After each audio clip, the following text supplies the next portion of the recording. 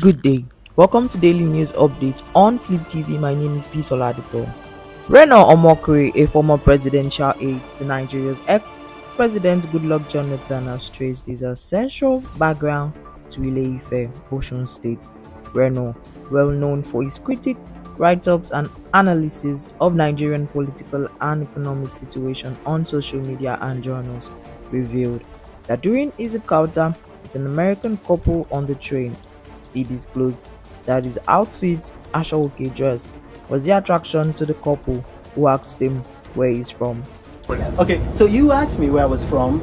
I'm from a place called Ile-Ife, originally Ile-Ife, and then my ancestors, they moved from Ile-Ife to a place called Iwere. Today Iwere is bastardized and called Warri, because that's when the British came. All of these names, they couldn't pronounce it, they changed the names. So hopefully we're going to change it back.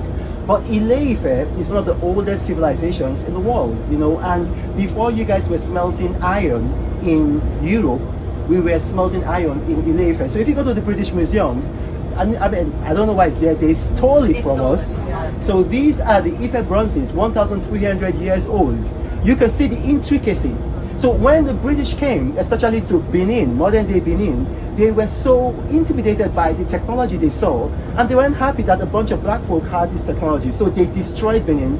The largest man-made earth structure on earth is not the Wall of China. Please verify that, Google it. It's actually the ancient moats and walls of Benin. But the British destroyed it. So a lot of people say black folks, sub-Saharan black folks, did not have their own writing. That's actually not true, because you're seeing it from a European perspective where writing is like that. Now, you guys met me today, and then you guys were interested because I'm dressed like this, right? Okay, so now look how you're dressed. Oh, yeah, exactly. It wasn't just that. It was that we were having very animated discussion, and you were there, and you had to be listening, and so we were very curious. What are you taking from this discussion that we're having? And that's why. So yes, the dress is part of it, but not the only part.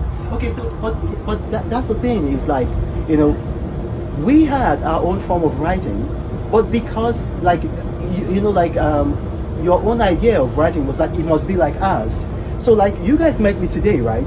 We had an encounter. Yes. In the olden days where we had Ile-Ife, and when we had Benin, and when we had Iwere, called Warri today, Ishakiri Kingdom, I would have a manservant, and he would be observing. And then everything that we said, your likeness, your likeness, your likeness, your likeness, he would carve it into intricate details. So I challenge you guys, go on YouTube. There's a guy called, I'm sure you know him. You said today you have a video. You have a video. Oh, exactly. So Exactly. But you've heard of David Attenborough, right? David Attenborough? Yeah. He went to Benin in the year I was born, 1974, and he met the Oba of Benin.